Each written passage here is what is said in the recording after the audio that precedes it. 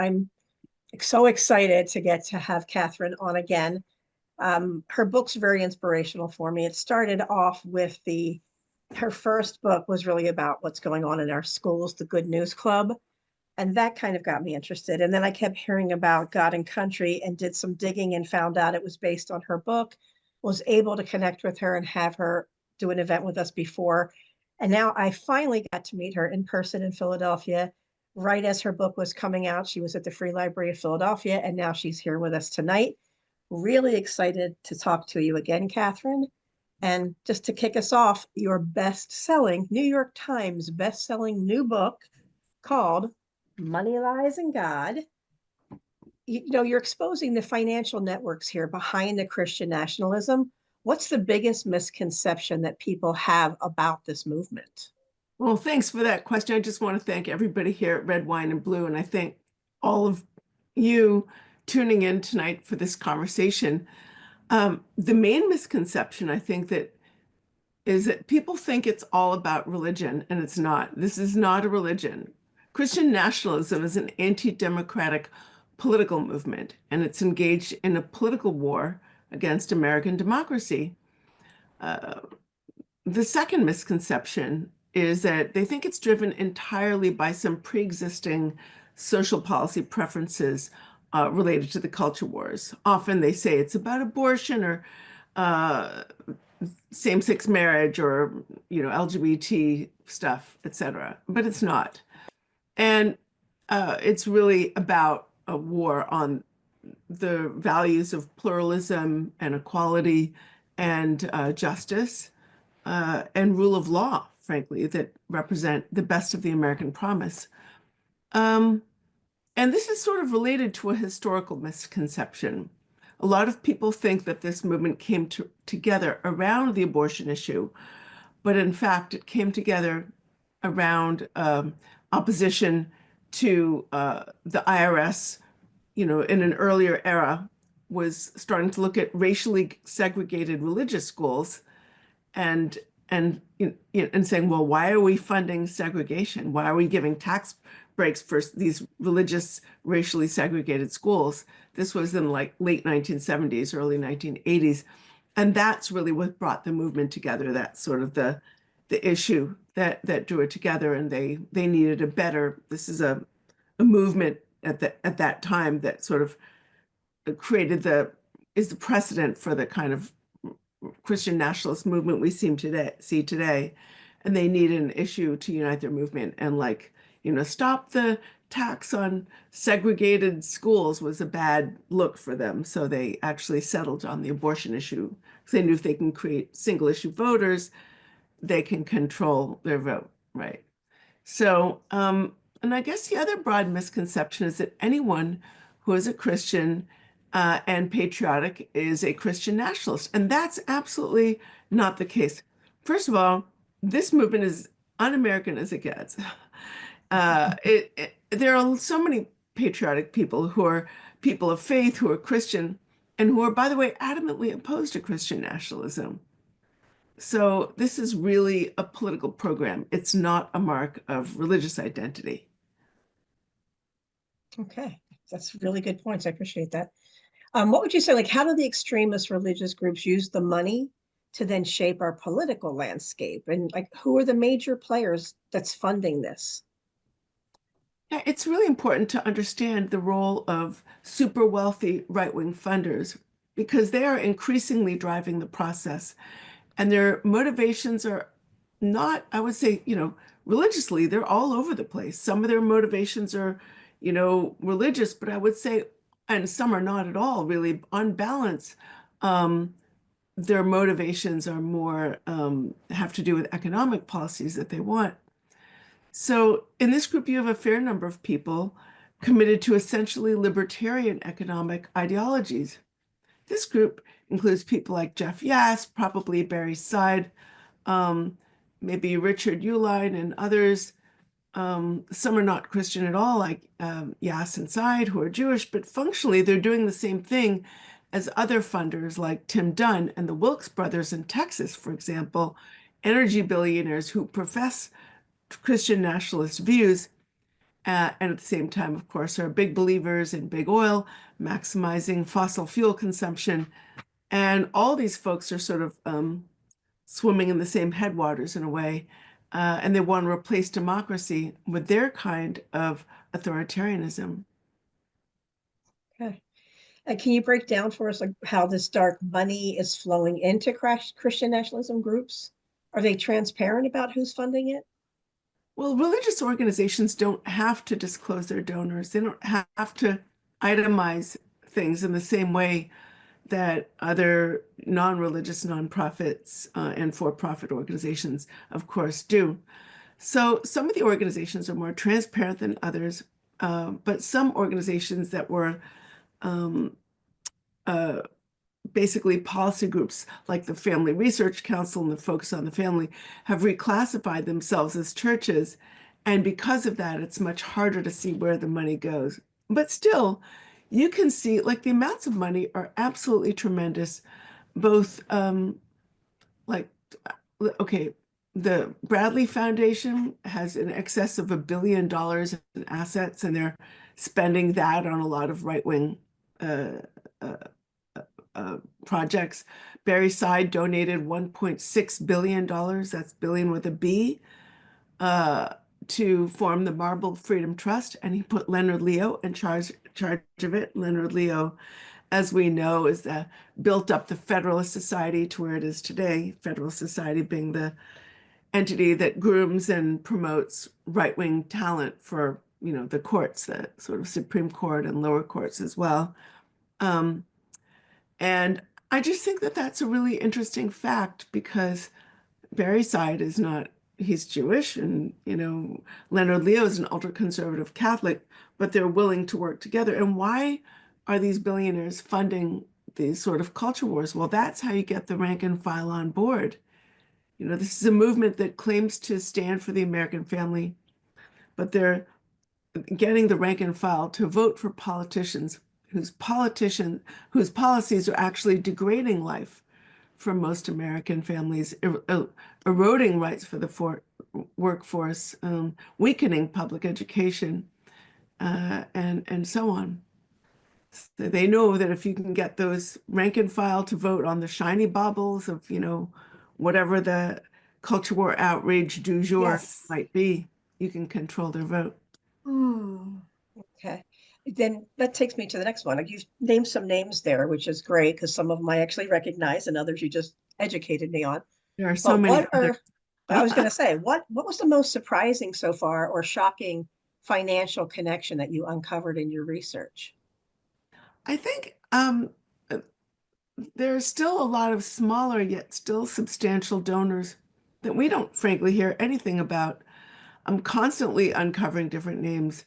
So in chapter 1 of my new book, Money Lies in God, there's this initiative called Faith Wins. And what they're doing is gathering pastors together all around the country, and movement leaders will um, tell them you've got to vote, you've got to get your congregations out to vote. They give them incredibly sophisticated tools for turning out the vote, um, and data tools, videos to air at church. They give them, the QR codes that lead to sort of suite of like get out the vote strategies, and voter guides, of course. And so what was really surprising is that, this is a really effective initiative. They're reaching many hundreds of pastors around the country who are turning out many, many, many thousands of voters to vote their biblical values, which is, of course, abortion, et cetera, et cetera. So who's funding this operation? Well, I found Pepsi heiress in California funding this group. And not only is she now, of course, Pepsi has a lot of different heirs and heiresses. I'm not asserting that she's the only one or impugning Pepsi in any of this because, there are a lot of children of people who ran different divisions, et cetera. But what I'm saying is they're incredibly wealthy people. At the time that I discovered this, she and her husband had put their home for sale, one of their homes, for I think it was $72 million. That's what the price was on their home that they put up for sale. and then they subsequently took it off the market. But you can imagine what kind of a palace this was. So not only were they turning out the vote, these pastors at these pastor gatherings of Faith Wins, but they were also pushing the big lie about the 2020 election with their congregations. So this is the kind of work that few people outside of the universe of conservative churches really hear about, and yet it proved decisive in keeping a large sector of the flock motivated to turn out for their hero, Donald Trump. And of course, the money that makes it all happen comes from this person that very few people, very few people outside of that world are familiar with her name. Yeah, that was a surprise to me. As you know, we're a predominantly women's organization. So talk to us specifically, how is Christian nationalism targeting women's rights and reproductive freedom? Oh, how much time do we have? You I mean, got a lot. Go ahead. his contempt for women is no secret. He welcomed these traffickers and rapists, the Tate brothers, to our country. I mean, it's just unbelievable. But this is a man who's faced civil penalties for sexual assault and allegations of harassment from over 24 women.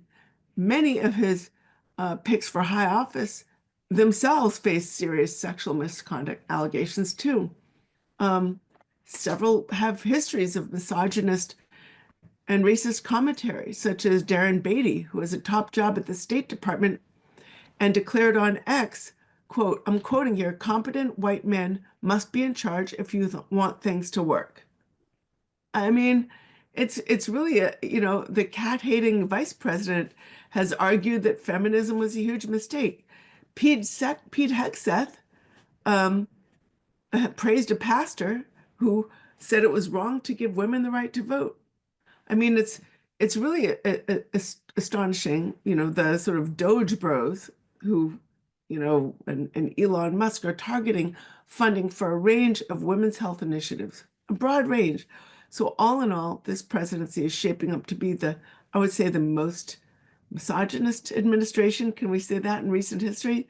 But here's the thing, the contempt for women in this administration is not just a reflection of the kind of people that seem to gather around Trump.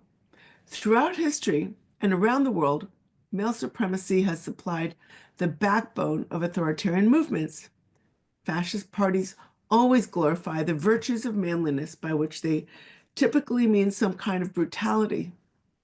And they always despise the supposed weakness of women, or womanliness, which is how they interpret empathy and moderation and compromise.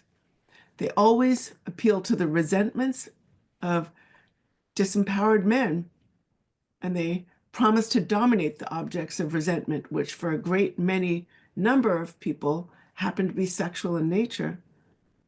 So,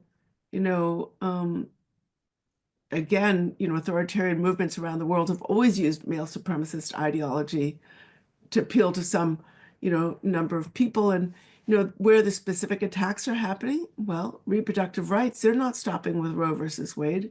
They're launching lawsuits against doctors who are mailing morning after pills and things like that to women, desperate women in other states. They're, continuing to chip away and chip away and chip away. I don't know if any of you guys follow Jessica Valenti. She's the most fantastic Substack called Abortion Every Day. And when you follow her Substack, you really keep up with the extreme grotesque, no abortions for women who are having a medical crisis, due to a miscarriage or whatever. I mean, this was just defeated in Idaho, but I think was it Iowa? I'm so sorry if anybody from either of those states is here. But, these kinds of really disgraceful bills that are incredibly contemptuous toward women. And, I don't think we're too far off from a time, should this regime stay in power, when abortion, and including many forms of birth control that they choose to characterize as abortion, is banned nationwide. But they're not stopping there. Voices I mean, do you guys know what I think it's called the SAVE Act? Do you know what this Oh, is? God. Yeah, I mean, they're basically investigating ways to essentially steal women's votes from us. The SAVE Act would say that if you want to vote, your ID has to match your birth certificate. Well, a majority of American women change their names when they get married, and they've specifically said a marriage certificate won't cut it.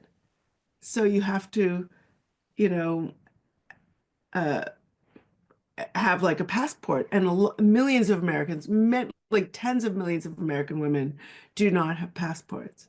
So this would really throw a lot of women essentially off the voter rolls. I mean, it's really disgraceful.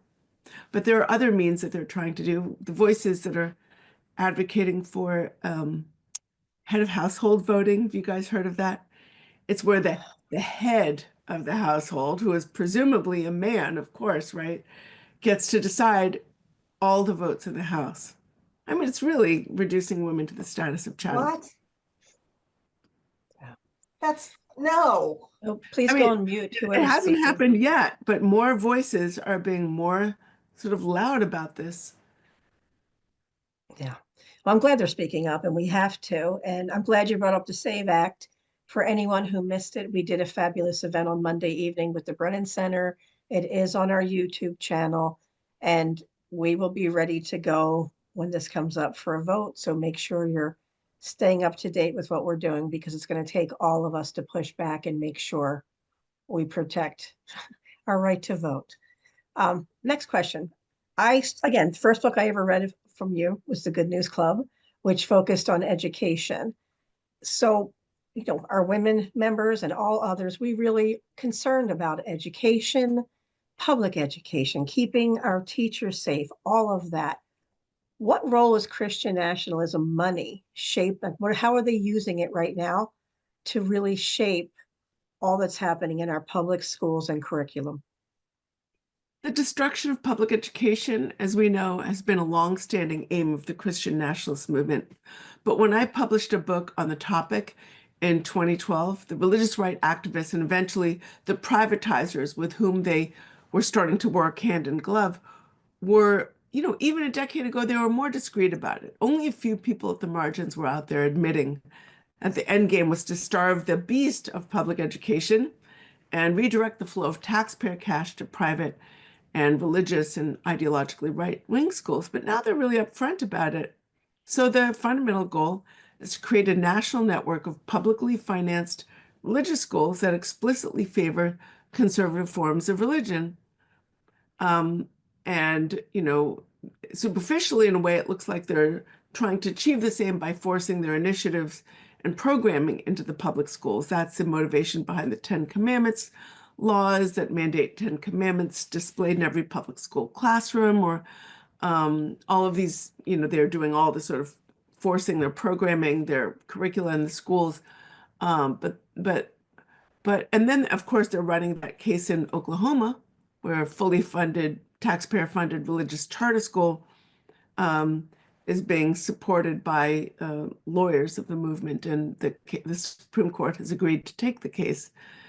But, the expansion of voucher initiatives really is just a start. So we're really facing a real crisis in public education. And then, of course, all that sort of fake CRT scandals and like, oh, they've got pornography in the public schools and in their library books, and there are gender change factors. I mean, all of that, these lies are really intended to undermine faith in public education in order to soften the ground for wholesale assault. It's scary. Misinformation, big.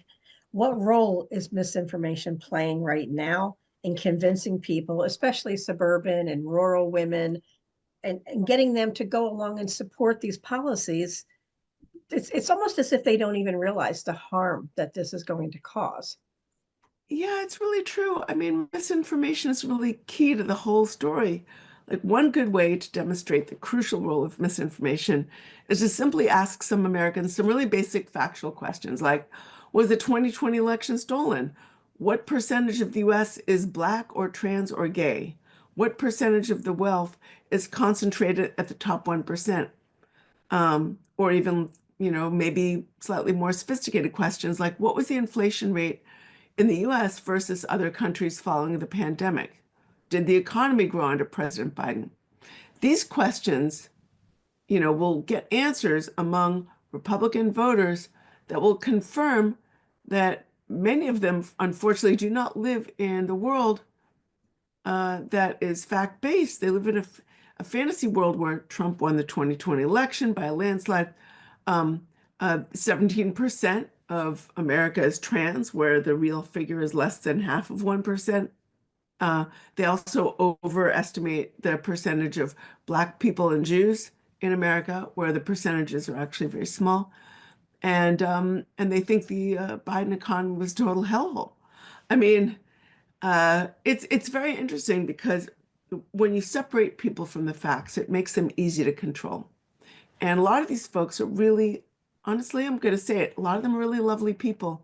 A lot of them love their families, they love their communities, they think they're doing what's best for America, but they've been so disinformed because, the funders know that they need disinformation to get the little people on board with their agenda. They need the, religious nationalists, they need disinformation. So they fund a lot of these kinds of disinformation operations that rely on the politics of outrage and then sometimes outright lies just to get the rank and file on board. All right. I want to ask a question based on part of your discussion in Philadelphia. Dr. Anthea Butler was there, and she asked you a fabulous question about when you're doing your research, you go to these conferences and everything that are filled with Christian nationalists. How do you feel going in there? What's the purpose, and what do you gain from being there? I've always thought you can't know what's happening, really, unless you're in the room where people are talking to one another, not just messaging to, the larger public. And I get a sense of the power of the movement. I really get a sense of the deeply networked infrastructure. I meet a lot of really interesting people, some of whom I think are honestly lovely, and some of whom I think have a lot of unexamined or unexplored prejudices, and some of them have very well explored prejudices, but some people are just not like that at all. I mean, the rank and file are a really diverse group of people with a lot of different agendas and interests and backgrounds. I'm always looking for what's new, what's different. And, I'm a journalist, so this is what I do. I'm always looking for material that I can make use of to find ways to shed light on what's happening in our politics. I think it's very brave that you do that. I don't know that I could have the courage to go into the lion's den, especially if they know who you are and everything. There's no threat in those spaces, really. There's not a threat. Anybody could go. True. I've never seen a fist fight or anything. I mean, Well, that's sometimes, good. in my, I'm always honest. If somebody asks me if I'm a journalist, I'll tell them, and I have. And sometimes they don't respond that well, but that's okay. Okay, well, glad you're out there doing it. When you are out there, how are these groups weaponizing religious language to push their political agendas on us? They do it in multiple ways. I mean, here, they're pushing religious language to appeal to a sense of persecution. And in that way, they tie it to grievance. So they push the idea that Christians are the principal victims of persecution in modern America, and I should say conservative Christians, not all Christians. I mean, by the way, many of them call moderate progressive Christians heretical. They also, I think, especially more on the charismatic side of the religion, the independent charismatic networks, they push this idea of spiritual warfare as a way of demonizing the political opposition. They also, they have this idea that the spiritual battles in the heavens are actually playing out here and now in our politics at this very moment, and they have a role to play. God's hand is on Donald Trump's shoulders. So it becomes very real in this way for them, And they also often draw on the apocalyptic side of religion to promote the sense that we're in a state of absolute emergency, and this justifies action. The rules don't apply anymore. We need to break the rules and suspend the law, and we need a strong man who doesn't respect the law because he's going to save us from this total apocalypse. And they also make a kind of, they also conflate religious imagery with patriotic imagery, or they conflate their religion with patriotic imagery. And it's really just an effort, I would say, to present their movement as one that identifies the nation with a particular religious tradition. Interesting. Okay. What can we, Red Wine and Blue is about relational organizing. So we like to learn things and then share it out with our friends and family and have them share it out. What would you tell us is a good way for us to fight back? Because they're very well funded. What can we be doing at a grassroots level to engage and push back?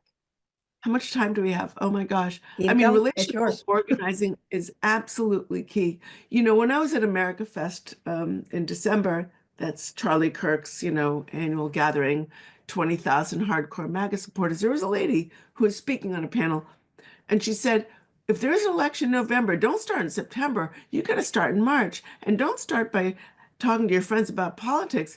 Just have a barbecue in the community and only invite Republicans. Just get to know everybody. So when, a couple months later, when you start talking about the election, they know who you are and there's a sense of trust and they like you. So that kind of there is nothing more important than getting out the vote. I mean, we have elections in less than 2 years. We need to get out our base, and we also need to go after low propensity voters. We need to start now. We can bash our heads against the wall, with a total MAGA supporter trying to get to understand them and communicate with them and talk to them and et cetera, et cetera. Well, maybe it'll work, but maybe it won't. I mean, you've got to sort of figure out where you're going to get the most, most effective voter turnout. Where's the best bang for your buck? And I think turning out the base is absolutely key.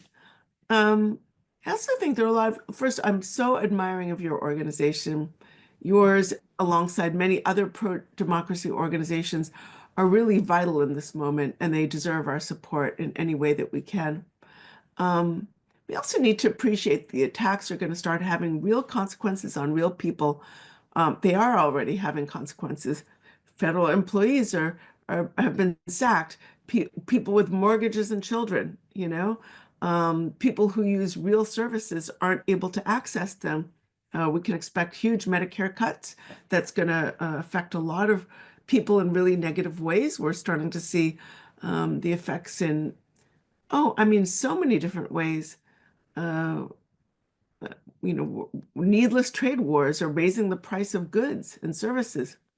So we need to be able to talk about these things and talk to people and say, those are the people who did that to you, and here are the people fighting for you. And I think that that's really important, sort of talking about the harms that are unfolding as we speak, and making clear who deserves the blame for that. And then Especially since he ran on the economy. I know. Oh, I'm going to lower the price of eggs. How's that working? Yeah, I paid $6.12 for a dozen today. And felt Wow. like it was cheap because it was higher last week. So, but Wow. it's hard. It's really hard. All right. I'm going to ask another question because instead of me putting it in the chat for the Q&A later, we're seeing a browning of America. And I think a lot of people felt like this was going to be good for the liberal side. And yet instead, we're finding a lot of the people who are coming in are very religious. Are you seeing a shift of, brown and black people who came in already religious being targeted by these extremist groups and trying to pull them in further? Absolutely.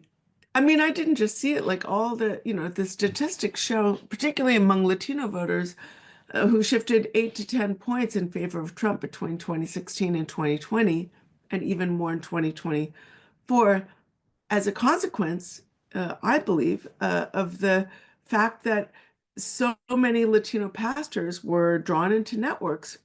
And, I've been to a couple of these events. I went to one in California, I went to one in South Florida, um, where you have these presentations in English and also Spanish, so sort of dual language. Draw the pastors into networks, then they say, look at these terrible things the left is doing, the liberals are doing, they're going after your family. And then these pastors go back to their congregations uh, and say, you got to vote your biblical values, and they pass out the voter guides that they've been given, and they form teams in their churches, and so uh, some of the movement's very, I would say, strategic strategists, people like Ralph Reed, have recognized that these are gettable folks. And they also recognize that their movement will not win at the ballot box if it stays all white. So they have in recent years sort of reached out to pastors of color, and there's been a huge effort to reach Hispanic pastors in particular. And we have to also remember that, independent charismatic networks, such as the New Apostolic Reformation, I don't know how many of you have heard of that, but these are both multiracial and transnational movements. So there's a lot of sort of cultural engagement between some of these charismatic churches in Central and South America and charismatic churches that are in North America, in the United States. Um, and, uh, and those churches can be, broadly speaking, charismatic churches are politically diverse, but they're very easily given over to hard right politics. That's a form of religion that says spiritual battles are taking place in our politics now, and we need to get in the game. What did you call that? The new New Apostolic Reformation. Okay. Yeah. I'll look that up. Stephanie McCrummen has a wonderful piece about it in The Atlantic, so it's worth looking up. Okay, writing that down now. Thank you. And then my final question, and anyone who's going to have other questions, you can start dropping them in the chat now, and we'll go into Q&A. But we always like to remember it's a time for us to focus on joy and hope and not just always give into the negativity. What right now gives you hope that this movement can be stopped, or at least we can begin to limit their power?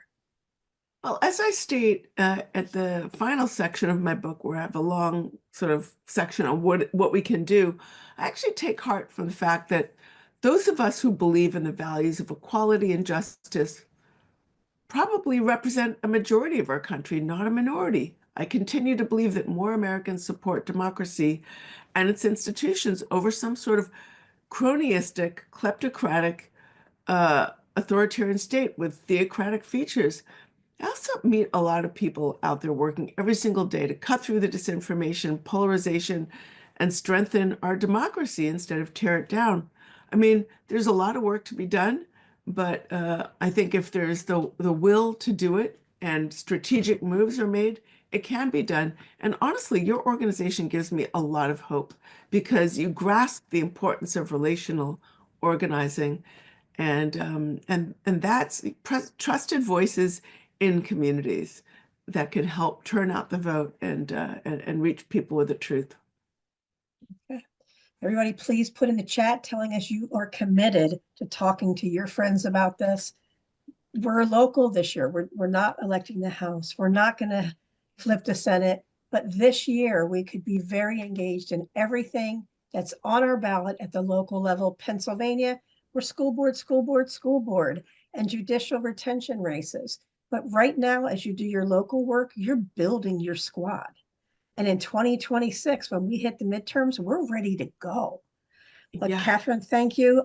Now we're going to turn it over to Julie Collins, our wonderful hostess on the Q&A with the mostess. Thank you, Sherry. So Katherine, we had quite a few questions. So would you please repeat the name of your book? I know it's sitting behind you, but just let's start with that basic. Thank you. It's Money, Lies, and God: Inside the Movement to Destroy American Democracy. So folks had a couple questions that are a little bit related. Someone asked, where does Christian actually fit into this? But then someone else asked, are they actually targeting specific denominations? Wow, what a great question. When I was at Turning Point USA, their America Fest, there was a fellow there who was the head of Turning Point USA Faith. That's their faith outreach director. His name is Lucas Mild. And he said he's got a book titled Woke Jesus, uh, and then subtitle, I'm sorry, I can't recall it offhand. It's something like the heresy destroying the Christian church or something like that. And he said, I've made it my mission to eradicate wokeism from the American pulpit. He called progressive Christianity heretical, and he specifically targeted the social gospel as an example of this heresy. So it's not that they're targeting, I assume the question is the religious right targeting other denominations? Is Yes, that like what your question? But Episcopalians or right, Presbyterians, right. that kind of thing. Well, if your church could be, is remotely interested in the social gospel, that's considered to these folks heretical. And he said, I want to see progressive churches defunded. And he said, I'm working with 3,500 pastors to form a new Nicene Creed or Council, which is going to establish, he's referring to the fourth century synod that is established some of the core understandings of that time of what Christianity was, so sort of core doctrines. So yes, we're really living in a time where moderate and liberal and progressive Christianity is being targeted by the right. And I'm not sure how aware a lot of progressive churches are about this, but I will say there are a lot of really fantastic organizations out there, progressive religious organizations that are opposing Christian nationalism, like, Baptist Joint Committee and Christians Against Christian Nationalism and Vote Common Good, and so many others. So if you have a faith community and it might be really useful to kind of share your knowledge with them. Yeah, I think that it's easy for them to sneak through. One of their universities came up in a discussion in a group that has nothing to do with religious instruction at all today. And so I'm like, wow, this is how this happens. You spoke about some donors, and someone asked if there was a list somewhere of donor names, folks that, yeah, I guess people could be looking out for, watching out for, basically. I am not aware of any comprehensive list of donors. I mean, I name a number of donors in my book, Money Lies in God, but there are others, and I feel like I come across others every day. Mhm. Well, and so related to that, if most of the donors are actually dark money givers, how are researchers like you and others who study these groups, how are you getting or able to identify these folks who are giving this money? Well, there are actually, I mean, this brings up a really important point. There's like the National Christian Foundation, where the money goes into it's a donor advised fund. And I think they dispersed something like $1.5 billion over the last couple of years. I mean, it's really huge. And then there's a sort of a very large Catholic donor advised fund called, I believe, the Signatory, that may do much of the same kind of thing. But you can't see where the money goes exactly. But sometimes you can go through people's Form 990s. Like if you get a hint or a clue, you go through their family foundation, you look at their Form 990s, you can see sometimes where the money is going. You can find big examples. I mean, it's always interesting to go through those, Form 990s of those big foundations, because you're always going to find surprises in there. And a lot of what they spend money on just seems kind of local theater and sort of like, hospital and, these sort of like nice things that seem great. And then all of a sudden you find like this huge amount of money going to this other thing. You're like, oh, that's interesting. Right. And all those things are purposeful, I'm quite sure. So why is education targeted? What's the ultimate goal in targeting, our educational system.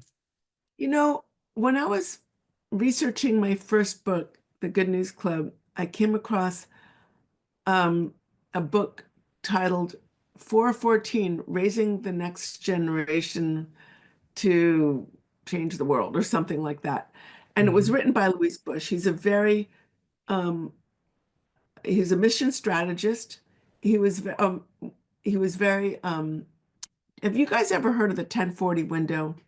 Like every business, like if you're in the spa products business, you're going to have like strategists who like, oh, where's the direction of the business going? Where's the industry headed? How can we improve the industry? Well, the world of evangelism is kind of similar, and Louis Bush was like a really big strategist, a mission strategist, and a lot of people listened to him.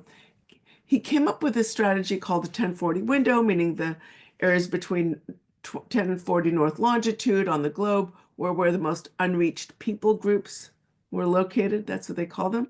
So thousands of missionaries were dispatched to those areas between 10 and 40 north longitude, to evangelize the world. Well, a few years later, he came up with this 414 window. That means the ages between 4 and 14. He says this is when people's religious identities are formed.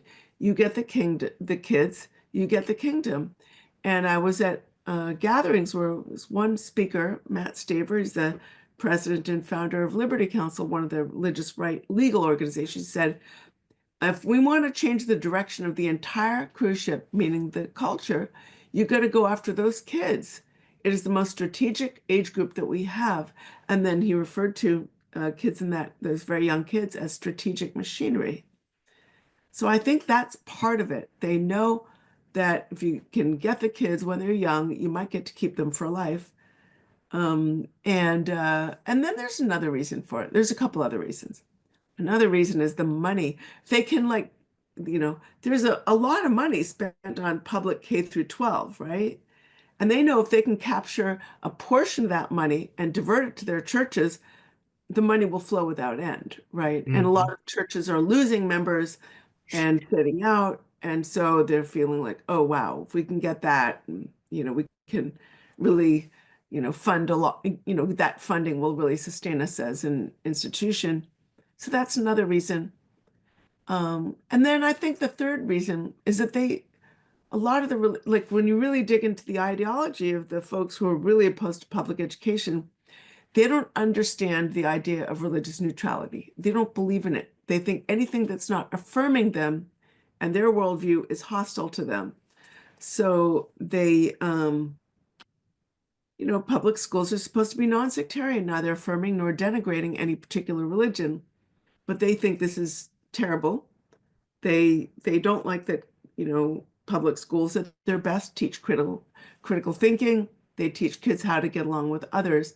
And so they call the schools atheistic and amoral and decide that they must be destroyed. Well, and here in Ohio, we've got a group called LifeWise that's doing exactly the things that you're talking about. And yeah, So, there's parent groups that are organizing around LifeWise. Like there's one I mhm, think called Parents Against LifeWise. But mhm, all religions have made use of release time, and mhm, that's draws from a decision that I believe was passed in 2014. I'm sorry, 1914. mhm. My understanding is that LifeWise does it in this much more disruptive kind of a way. And it is. So that's why they're beginning pushback in a lot of different districts. Plus, like you said, the parent group, which I happen to belong to.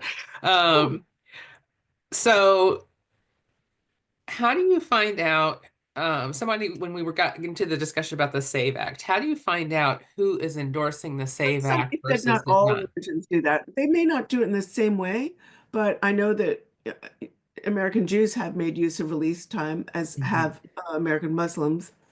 So, yeah, I think maybe not every single religion has done that, but many of the major religions and Christians, of course, have done that as well. I just saw a comment come through. Yeah, I do see that. Yeah. I don't know if the Wiccans have done it. I don't know if, Zoroastrians have done it. Like, I just don't know. Not every single religion has done it, but Right.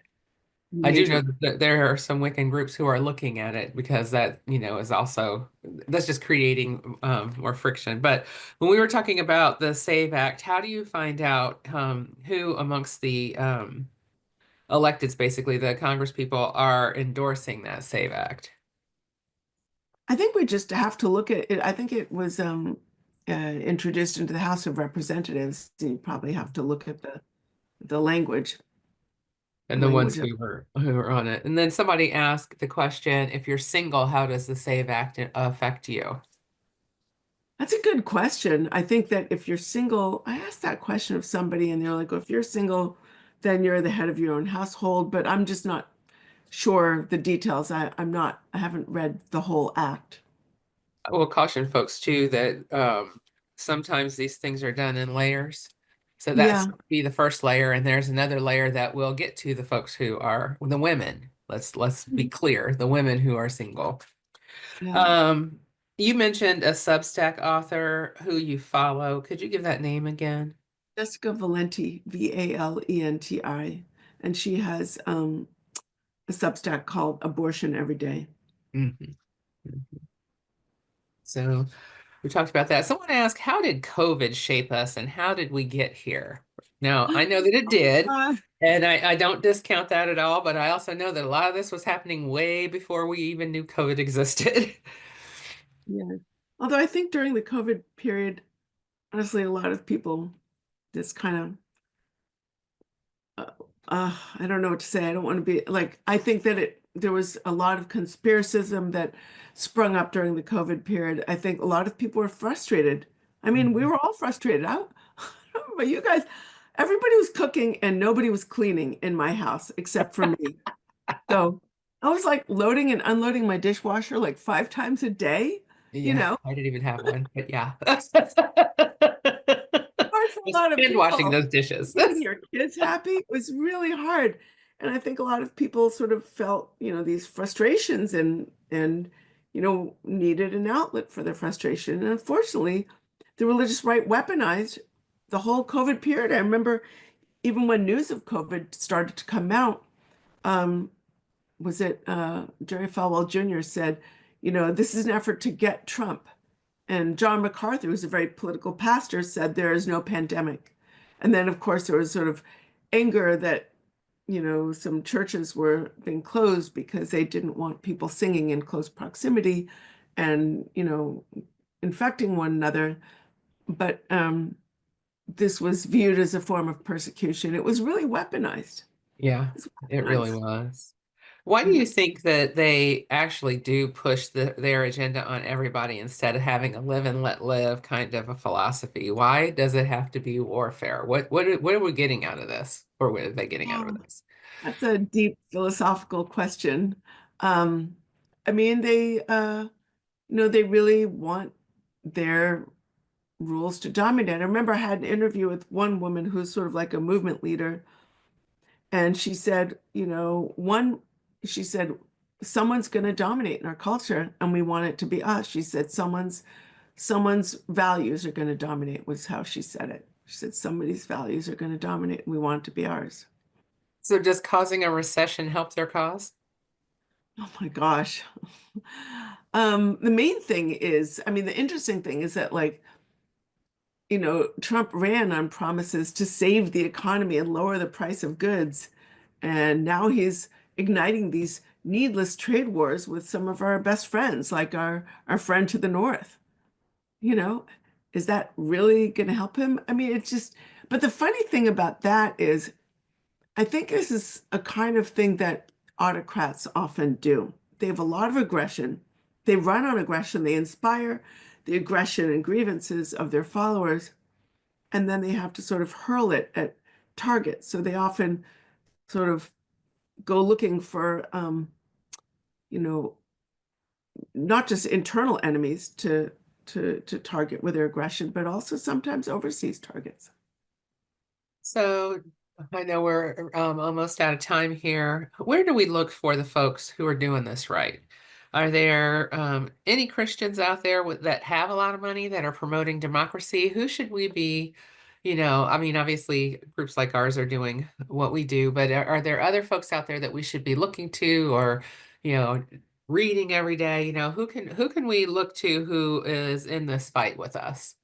There are a lot of pro-democracy organizations out there, and I'm not aware of all of them, but um, just have to do a little bit of research, Mhm. and I think it's really important. Like there are things we can do as individuals, but there are things we can do best when we join together with others. And it's really great to be, look, Red, Wine, and Blue is fantastic, but there are a lot of other groups out there that are doing different kinds of work, some in the faith space, some in the legal space, some in the education space, just in all different facets. So, it's really important to find groups that chime with you and figure out what your interests are and what your talents and what your capabilities are, and then to connect with others who are doing this work. Well, I just want to thank you so much for coming and sharing with us. This has been very, very informative. Um, is there any last minute, anything that you want to share with us really quickly or? I'm just really grateful that you guys are all here, and it's always inspiring to talk to you guys. Well, thank you so much. So first of all, thank you so much, Catherine, for coming. Money lies in God. I think, you know what, hey, if you're in a book club, could be a really interesting discussion. So check that out. We are so happy that she came back and really appreciate this conversation. Thank you, Julie, for getting all those questions. And a little shout out to Sherry Luce here for an amazing interview. We're so happy. I was so glad to be able to watch.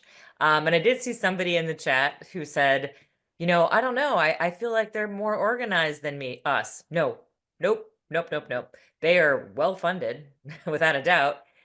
They do plan well. They've been planning this for a very, very long time. But everything Catherine just said, like, we are the majority. Most people do not agree with this. They do not want it. They just don't know about it. And so that is why you all need to go out there and have those conversations, talk to your friends, turn those people out to vote.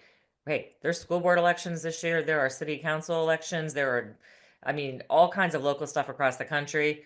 New Jersey, Virginia, you go get your governors. We got you. We understand that. But like, talk to your people, even in these local elections. So I want to thank everybody for coming.